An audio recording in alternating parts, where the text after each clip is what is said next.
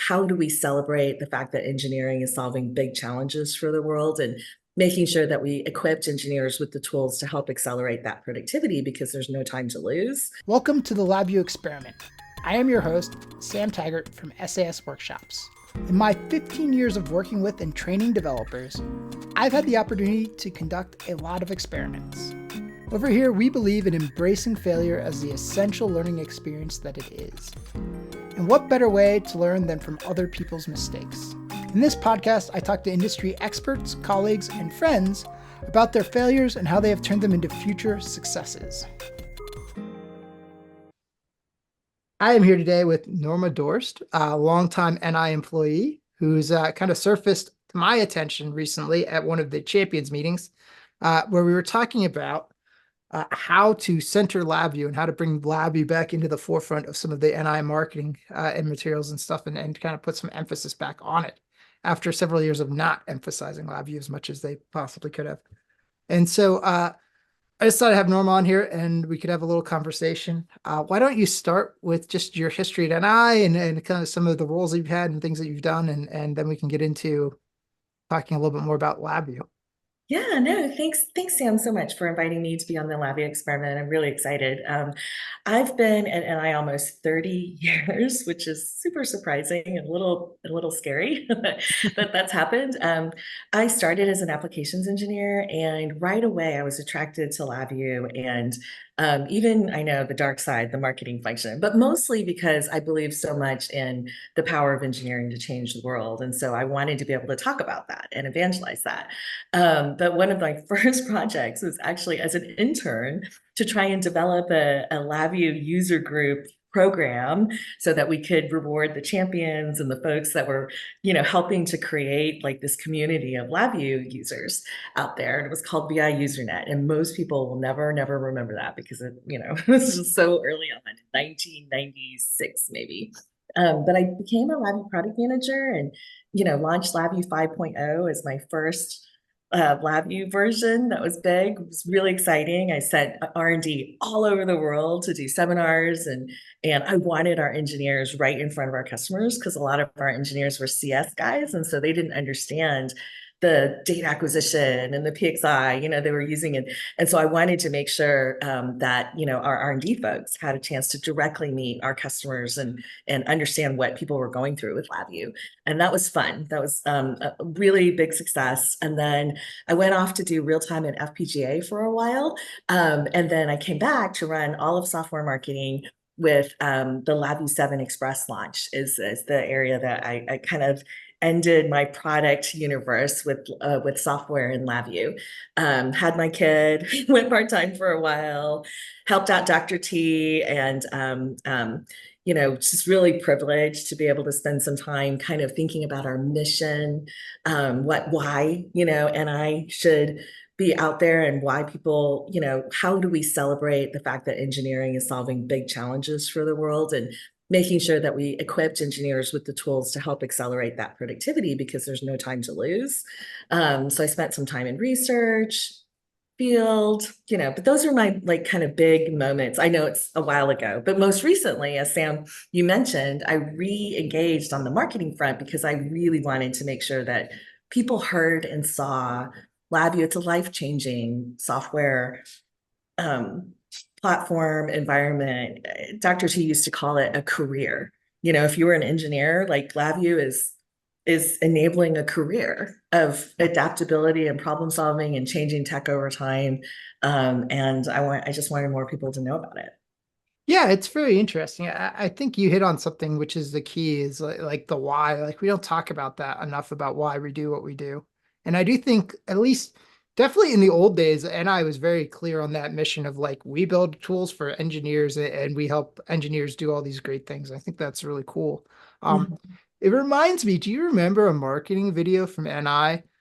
Something about a world without LabVIEW? Do you remember?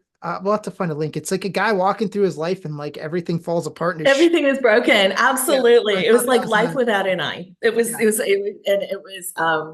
It was meant to actually originally be an internal video, but it was so fun that we wound up sharing it externally. And yeah, I mean, it's basically his chair falls apart, like his beer can is like upside down, and the tab's on the wrong place, and it was that I think his electrical fixtures fell down. Like it was really like how critical test is, to the world of in which we're walking around and living every day. Like the things that around you, your car, your house, your, the phone that you've got in your hand, they have to work. And Yeah.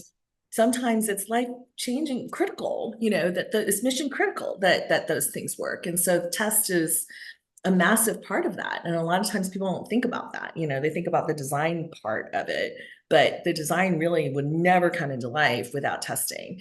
And frankly, inventions never have the impact that they have without scale, without being able to produce and create like scale. And that's where automation of test and measurement and being able to really get is important because you could make the coolest thing. And if it's just the one, no one has access to it. So it's really important that like engineering companies have tangible value in the world. And we play a role in society to help solve big challenges that only engineering can solve. So that's why I'm passionate about LabVIEW and the tools, because that's what it's supposed to do. It's supposed to help engineers solve big problems. Yeah, yeah. So that just brings up an interesting question. What is the most interesting problem that you've seen people solve with LabVIEW over the years? Oh, okay. Most interesting. That's really hard. There's so many. Gosh. Okay. So the really impressive work that I've seen is in space.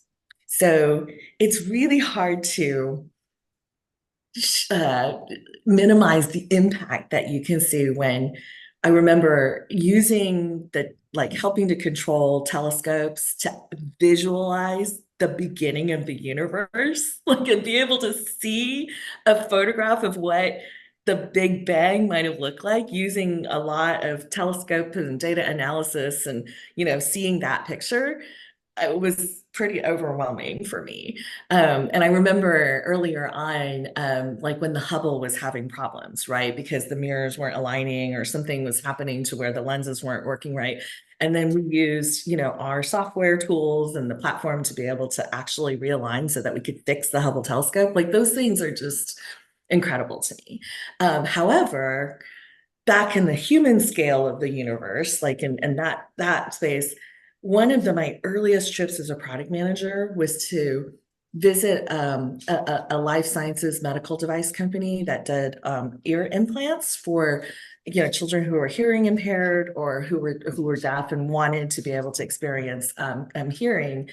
And we talked about debugging stuff, right? Like because I was a lab product manager, we were working through that. But when we started talking about his work, his whole face and body just lit up. It was like, I am helping kids hear, right? And he explained the look on their faces when they first hear sound. And that just was incredible, And so some of those applications, you know, um, when we worked on the Berlin heart and the heart pump, that there was a pediatric heart pump that we were helping to design and build that actually helped the child of one of our sellers in Germany. Like his own child needed that pump, and so like being able to have that kind of impact on people, sure, any day of the week, right? I would love to spend time helping working on those types of things, and everything in between, right? Autonomous cars and I mean it's clean water and energy. How can you, it's so exciting being a part of NI because we serve so many different industries and we can kind of see that impact across so many spaces. Yeah, that's one of the things I like about being a consultant as opposed to an employee. Because an employee at like, one of your customers, right? Like say a Tesla or something, they're doing automated cars, but they don't get to see all the other things that LabVIEW is used for. And so that's really, really interesting and eye-opening when you see all the different places that's used too. Mhm. It gives you We much more. used we did a LabVIEW everywhere a long time ago when I was the software marketing person. We did for press a LabVIEW everywhere exhibit. where we showed LabVIEW in submarines and in satellites, it just kind of in security systems at the airport. We were just kind of showing kind of where all of the impact of engineering that LabVIEW is helping to enable was. And I always found that to be super fascinating because the synergy, the interesting thing is you can see parallels in different industries. And if you're in one industry, it's hard to see that. But when you can see across industries, like you being a consultant, you can see commonalities and figure out like where one industry might be a little bit more ahead of another, and you can bring that to bear and actually accelerate that work too. Yeah, yeah, definitely like taking what one client's doing, the ideas behind that and saying, oh, you have this problem. I saw another client over there that did something like this. Have you thought about that? And then Yeah. that Yeah. cross-pollination definitely helps. Yep. Yeah. So I'm curious, and feel free not to comment on this if you don't want to, but at one point, and I kind of had this vision from a marketing point of view where LabVIEW is like the center of everything and everything funneled through LabVIEW. And now it's kind of like it's more open and interoperable with other things. And we've got Python and C Sharp and these other things that Sure. also kind of add glom onto LabVIEW. Do you have Sure. anything to say? I mean, I always thought of LabVIEW as an open environment. Like, so maybe, it wasn't really clear, but like early on, I remember trying to integrate MathWorks code, right? Because tons of people were using MATLAB scripting and we wanted to be able to call that code. We certainly called libraries, way back when, right? Because people were using C++ or Visual, even VBX, like it was just a long time ago. So to me, I always think of it as the most important thing is to enable our customers, our engineers. So if they need to be able to bring in some of this other coding, then we should do that, and that will help. The other thing too that I feel like has evolved over time is that LabVIEW is fundamentally a really good development environment. Mhm. It has all of this capability, but you don't need to build everything from scratch. And so it's like, well, how can you connect to additional productivity tools? And I'm not sure if, it's perfectly aligned just yet, but I see the integration of like, well, when would you use LabVIEW and test stand so you don't have to write your own test executive, right? In LabVIEW, right? Or when do you want to use data analytics, but then like really connect it to, and it might not be like you program the analytics in LabVIEW, but you can actually connect to that because in the end, I want to speed up the work, right? I want to just make sure that you have an environment in which you can use the best things to be able to help you get done faster. And so I see LabVIEW as like this, of course, it's like so critical. It's the core. It is the core, but it needs to be open and it needs to pull in and it needs to connect so that ultimately the problem is the problem, right? To solve. Like, and I'm not going to be religious about like you have to do it this way, or you have to code it from the ground up. But I remember a long time ago, I would have to convince people that LabVIEW was a full programming language because people insisted on using like machine coding, even like right or when we were doing real time and FPGA and it's like you don't have to do this in VHDL, like you can do it in this other higher level environment. And that's the way I think about it of like you can use graphical programming or maybe there's higher level environmental tools that you can use that space, to be able to connect. Because in the end, I want engineers to solve problems faster. Like that's the purpose, and I want our whole software platform to be able to enable that. Yeah. So along those lines, one of the challenges I think, and Stephen has described it as the two hump camel, but like basically when you talk about LabVIEW users, you kind of have the person sitting with a desktop instrument or a benchtop instrument and LabVIEW, and they just need to take a few readings, and they need the people making these really crazy, super Yeah. high-end things. Yeah. How like one of the frustrations I think of the people on the higher end was that for a while one of the slogans was like LabVIEW programming optional. So how do you convey to people that this product fits in both of these niches, which are kind of very different and far apart and have different needs? I know it is hard.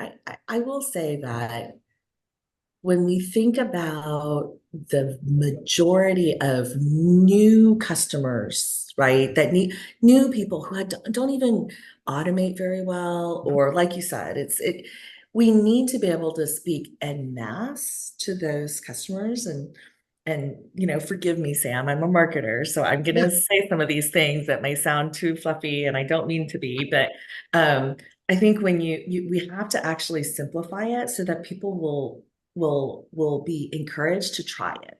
mhm. If it sounds way too complex and way too powerful initially, it Overwhelming. might not be. Yeah, there's too high of a barrier to entry, right? For those new folks. But once we can get over the investment of, and it's not just a push button though. LabVIEW is not easy, right? Like you do need to invest, Yeah, right? no. And you Yep. will get 10x productivity back, but you have to invest in learning how to use it and how to make things, appropriately.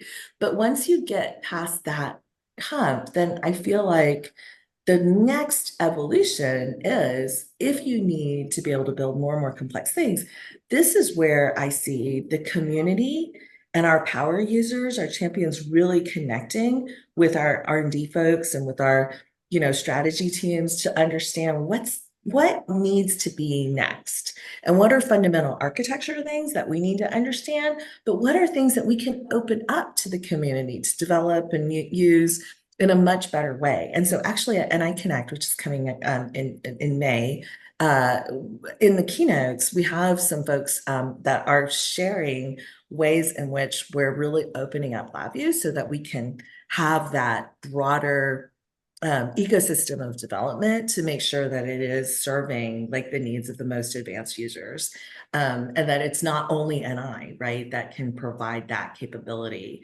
And that's been true for a while now, but we just want to make sure we reinforce that. So to me, I think if we simplify it, it's broad base. We're going to talk about an easier interface than, Mhm. hard coding. A lot of, digitizing the physical world is hard.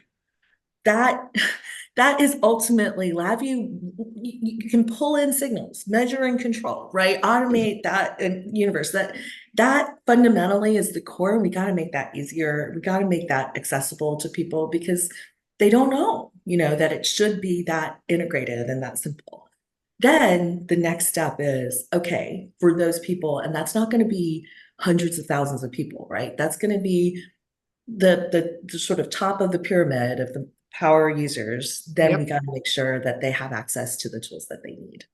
Yeah. And the, That you kind of read my mind because my next question was going to be like, how do we bring people along that curve, right? How do we move them from I've just got this simple benchtop instrument and then my boss gave me this more complicated project. How do we then give them the yeah. skills? So one of the things, Sam, that I'm really starting to talk more about, and I want people to and try to attach to, is this idea of scale from engineer to enterprise, or from instrument to enterprise. Like the concept is that you're able to do an individual system as an engineer, but then you have this framework and the standardization so that you can kind of move further and further up the level of complex, because you want to abstract complexity, right? Like no matter what, and if it, you're a human being, and certainly AI and all sorts of computing can help you with the level of complexity, but you want to be able to encapsulate systems and be able to manage systems of systems well when you're scaling.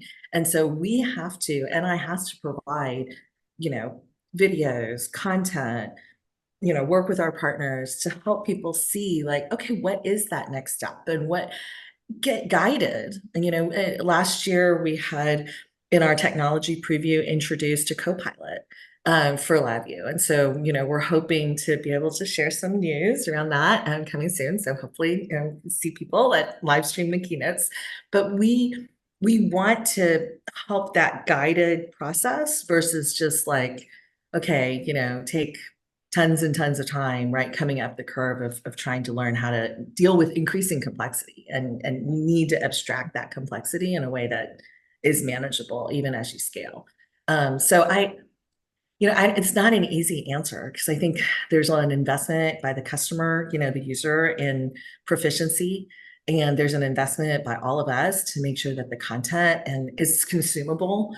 I had somebody make a comment online. I think it was like, oh, YouTube's so 10 years ago. And I'm like, yeah, it is, but it's still like the number two search engine in the world. And when I want to know how to do something, I look up on I do search YouTube, so I'm like, maybe more, of that, so to help people connect to and start, and of course in product, Sam, nothing is better than like having it right in product of, okay, this is where go for some of these instructions, these Yeah. example programs, that could, I feel really strongly about the end product as well. Yeah.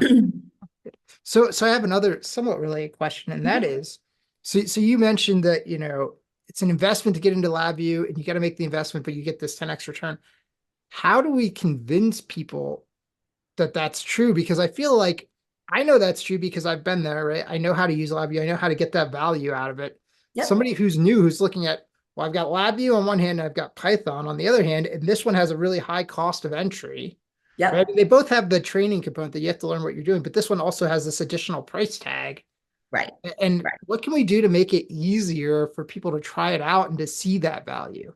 Yeah, I mean, that's a really good question. One of the things that we've been trying to do is um, create, because in the end, right, I'm thinking, all right, we got to pull in data from the physical world into, the computer and make that leap really easier.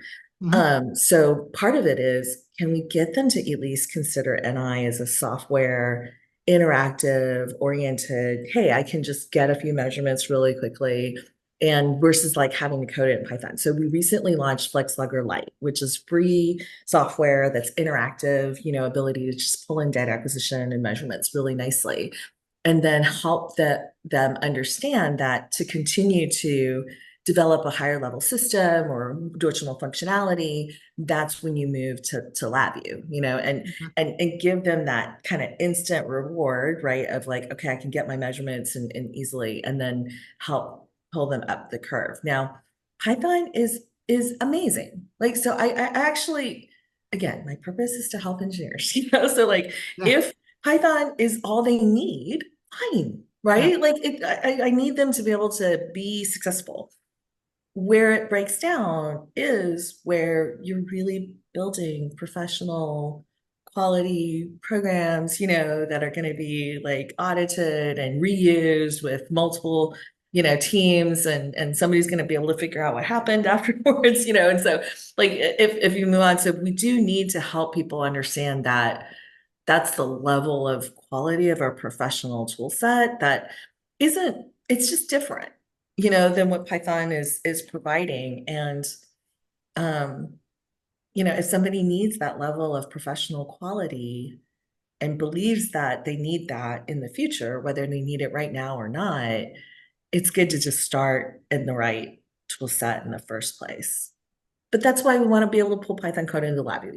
It's like I don't want it to be hard for engineers to, so I don't know if that's a really great answer, but for me, I'm trying to help them. Oh gosh, what is it when, you're trying to help somebody and it's like my kid, right? Where I'm trying to give him advice, but he's not going to know until he does it himself.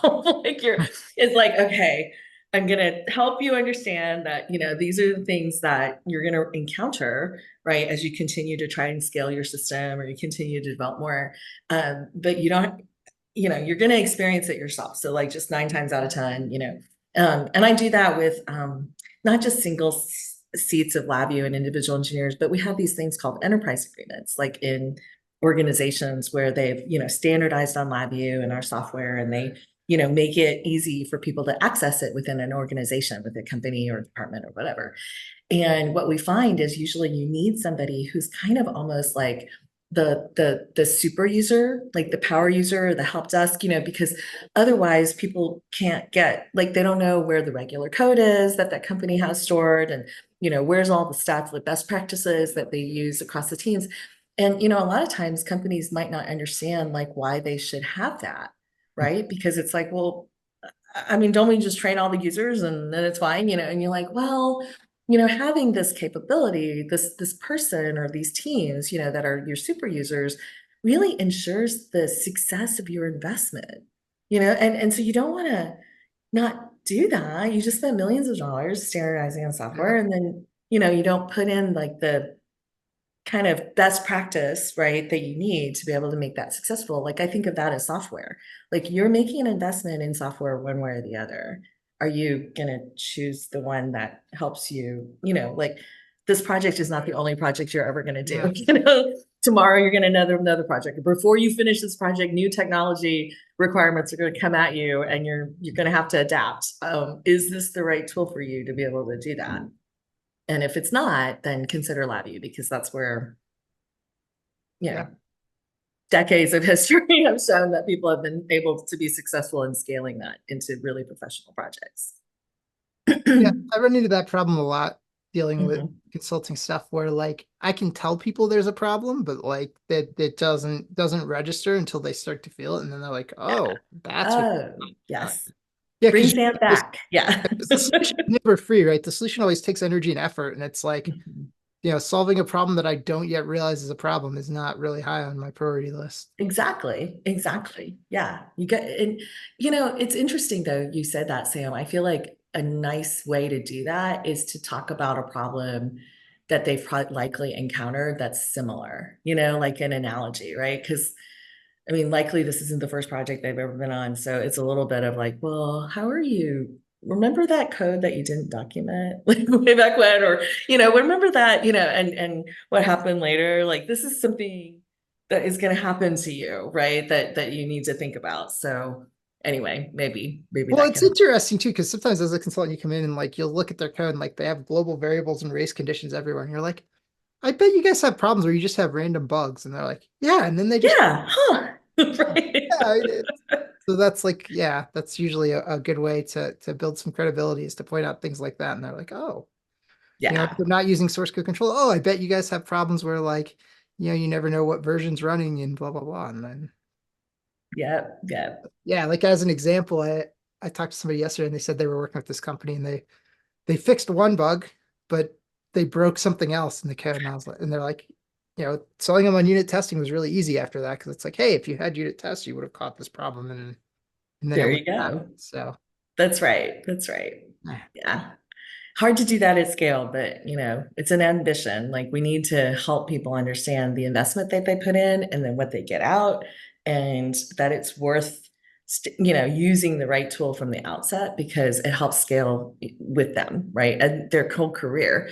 But it's open too. So if you start somewhere else and you want to integrate, it's fine. We got you covered, right? I think that's a challenge too, though, in LabVIEW space in the sense that I think that the people who get LabVIEW with the benchtop instrument kind of don't realize how well it scales. They kind of look at it as like, oh, it's a toy. It's this like play Yep. language. And then when they start doing more complicated stuff, like, oh, like I get that from some people, like, oh, LabVIEW doesn't play nice with source code control and doesn't do all these software engineering things. I'm like, it definitely Actually, does. yeah, exactly. Actually, I mean, I don't know. I could use your help, Sam, here. Like, how can we get the word out about that more clearly? Because I see the community being such a great resource. I mean, even beyond like the engineers at NI, because you guys are out there doing this day in, day out. You really understand like what is the issue and how to address these issues. And I don't know, like this podcast and the voices that I see in the community, the content that community generates is really the most powerful way to me of refuting this idea that LabVIEW is a toy, because I'm not building giant things with LabVIEW, like Yeah. it's the community that's actually doing that. Yeah, well, I do think too, like, NI's kind of been focused on larger customers lately. Mm, And some people are mhm, looking at that mhm. as like a negative, but I think that's a positive because those large customers who are building really large things, they need to do software engineering. And so that's going to Mm, drive NI to make software engineering in LabVIEW easier. Because while LabVIEW does do software engineering, some of the software engineering stuff is kind of hard because all the tools are built around text-based languages. And then you run into this problem of like LabVIEW is kind of unique. And how do you fit LabVIEW into those existing processes, or how do you modify the processes so that LabVIEW fits? No, that totally makes sense. Gosh, that just brings back the memories of launching the source code control stuff in the professional edition way back when. I was like, oh, wow, yes, that was a long time ago for me, but yeah. Yeah, no, I definitely remember that. So that I think brings us around to the community partnership stuff that you were talking about, because I think there are ways that and I can leverage the community, let the community develop some of these tools. I was talking to Eli about that, and he made a good point that in the end, it's actually better for everybody, probably, if we as a community build some of these tools, because otherwise, like NI is just taking their best guess at what we want, and it may not be exactly what we want, but we have a much better idea. But there's also this like, caveat of like, we don't necessarily have all the hooks into LabVIEW to do all the things that we want to do. So it's got to be Yeah, some sort of like collaborative effort of where yeah. we're like, this is what we want to do, and I hear the hooks that we need, and then NI provides the ability to do that, and then we provide the final product or something like that. Yeah, yeah. We need to do a better job of creating kind of this integration and collaboration with people who really know the community, what's needed, and the people who have like ownership of the hooks, right? And like the access to be able to make the modifications or make the features that we need to create. Um, and, while I'm not in product, I want to be able to talk about that, right? As a marketing team, in a way that is very aligned to real things, not interested in hand wavy. There's a lot of bad, you know, marketing that you can do where it's like spin or it's just like smoke and mirrors. And I'm very interested in always like we need to set expectations and then exceed them, So like I'm like, that's just normal, like to me. Like when you tell somebody, you set an expectation. So like setting an expectation that you should invest in like learning LabVIEW, right? Like Yeah. before you sell it, like set an expectation, but then exceed it when you discover that you can, like, once you've learned it, you can apply it against all of these different problems that you hadn't even realized before. And so on the community and on this co-development side, we need to set the expectation that we are creating kind of collaboration avenues, for us to be able to figure out how to expand LabVIEW's capabilities with the community correctly. And then how do you exceed that, right? By creating like maybe access that the community's never even thought that we could have before, or, co-develop and co-market, co-sell. I don't know, things that make sense, right, for us to promote. I Eli's really, I've worked with Eli so many years together, and he's amazing. He's a visionary. He can, help make sure that we do the right things with the LabVIEW team and the community. So I'm really pleased that he's in this role. Um, his spouse, Megan, is actually on my team working with partners and channels to do co-marketing, because like we're really thinking ecosystem, instead of just NI.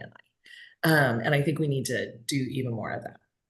No, I think that's good. Yeah, I mean, I think NI invested a lot in the early years in building up the community, and so I think now I think it's just come time to like fully take advantage of that. So. Mhm. Well, and it's fun. It's just more fun when we're able to. I actually truly still believe in like wanting to have fun, even though we're now part of a larger organization. We were acquired by Emerson back in last October, and we're their way of extending their boundless automation vision into test and measurement, and they're super excited about NI. But it is a much larger organization, to kind of learn and navigate through.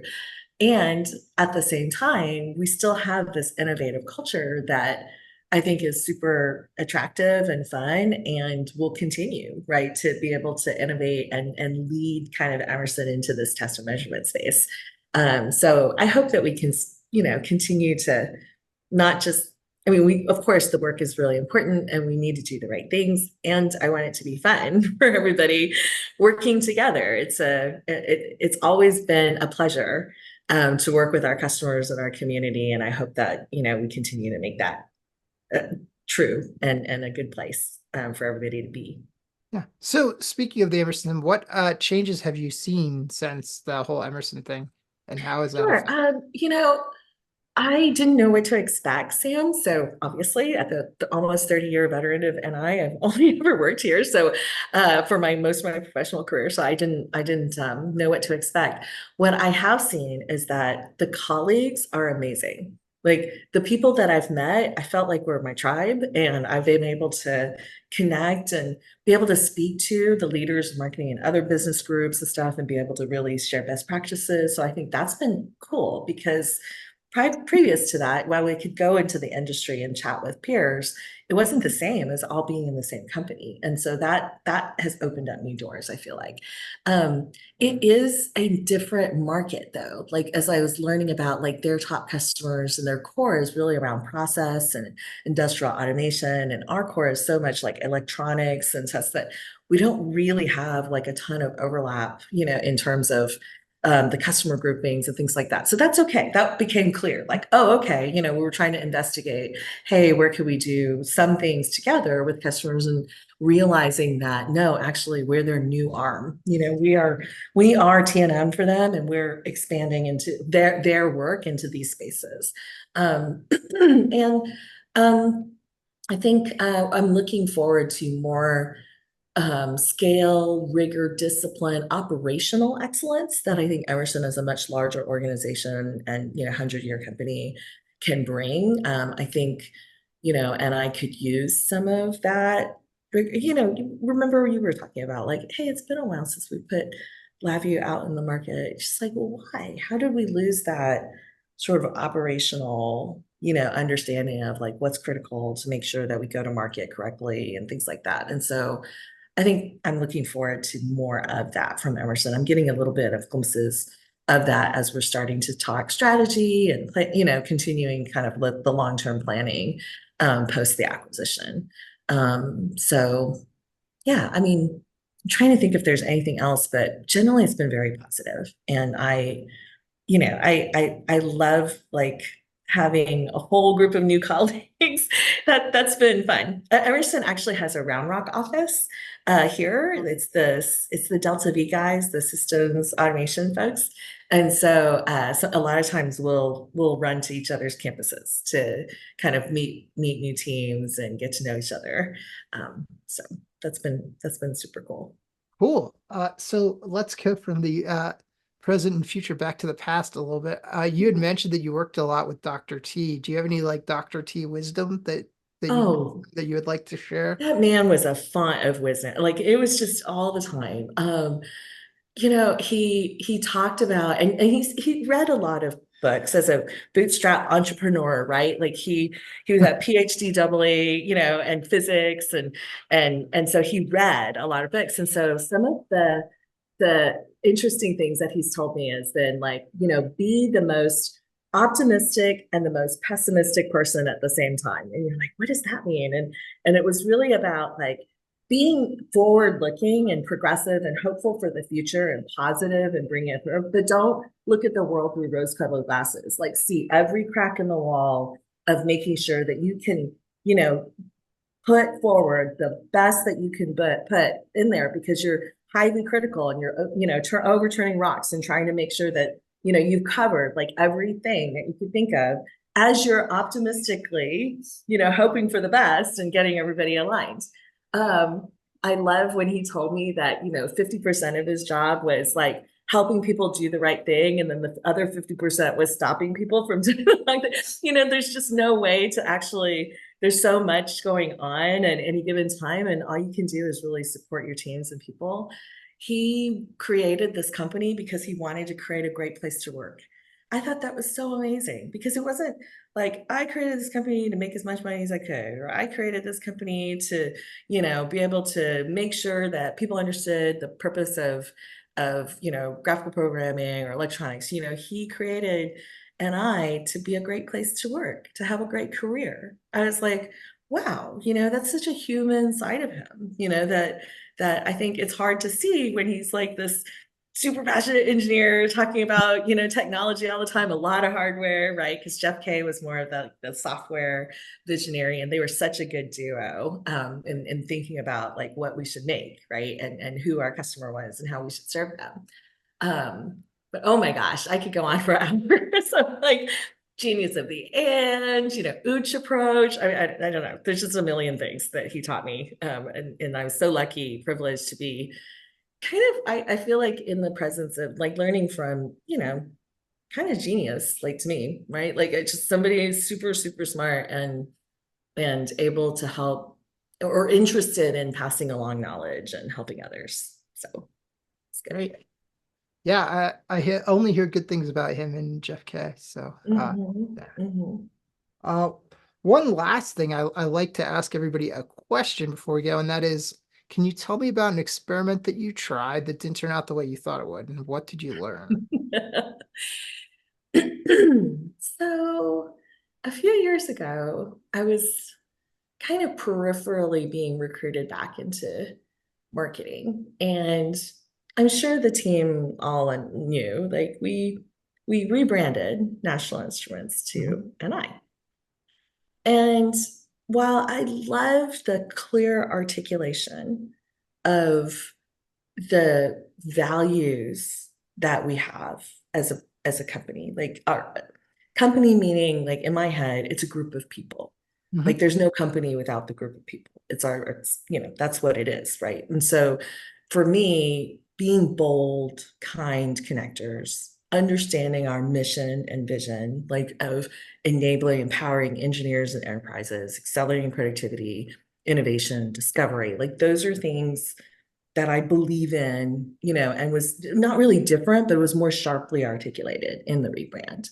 What I did not expect was us not kind of really following through to make sure that everyone understood and that we could kind of, ensure that all of our customers understood. And it was too thin, like of a layer, of communication around this that it just didn't have the same impact that I, would have hoped given the level of investment and the level of work that was like paid out basically to rebrand. And then of course we have been acquired by Emerson now. So like there's like that piece of continuing, yeah, exactly to make it connecting right to NI.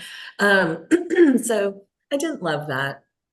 I mean, I just I learned a lot of like, hey, when we do some of this stuff, it's a long-term follow through. And if we don't really have an understanding of that as an organization, we should just not do it, like so I feel like that was a big lessons learned. I thought that we had that commitment, but we didn't, and like I said, it's not great, but I do believe though that the core of it is right. It's just whether we were able to deploy it globally and go deep enough, right, to where people really understood that it wasn't just a fluffy thing, but it was like, how do we be bold in the face of a lot of headwinds and fear, in the market of like how do we do that? How do we connect? How do we not have to be at the center of the universe, right? Like how do we connect and be connectors between people and ideas? How do we open up to the ecosystem of the community and partners and be connectors? And how do we be kind? We're clear as kind. Like it's not good to just blow smoke. Like being clear is kind of like what is, the roadmap? Like what are the things that we believe in that we need to be able to build and when, will those things happen and all of that stuff. Like those are, I don't know, I'm passionate about. Like to me, that's the core articulation of like our brand and what we should stand for and what we fight for. So, I'm proud of it, but I'm sad about the deployment. I feel like we could have done a lot better. No. Lesson learned.